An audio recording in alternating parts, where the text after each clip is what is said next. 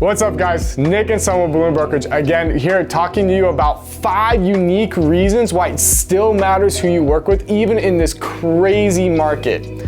Reason number 1, I'm not joking. For any of you that are actually realtors out there, I submitted an offer with an appraisal gap of $25,000 and the listing agent called me and asked, what is an appraisal gap?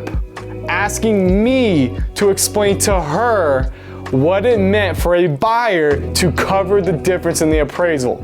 Sellers, if you're watching this, you do not want that listing agent. I cannot stress you that enough. Reason number 2, going back to just knowing the ins and outs of contracts and how to get super creative.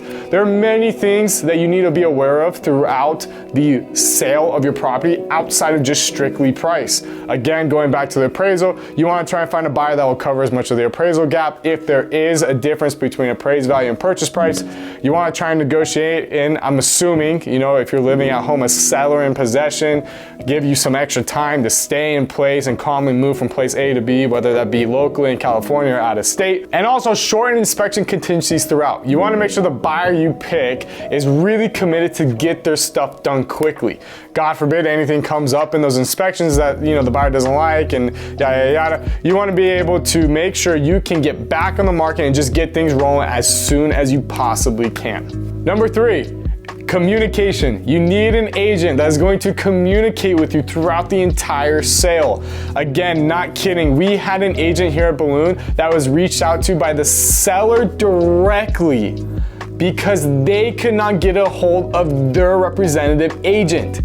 Again, that is awful. If the seller has to contact the buyer's agent to find out what's going on throughout the escrow process, that is a huge no-no. Okay, sellers, if you're watching, find somebody that will communicate.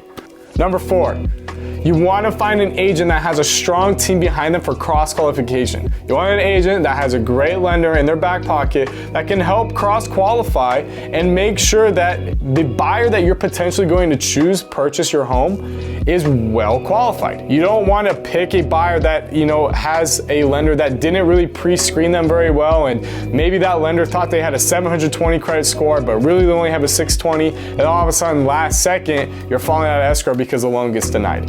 Again, you want to avoid all these hiccups as much as you possibly can. And 5, sounds super simple, but you see tons of listing agents still using iPhone photos.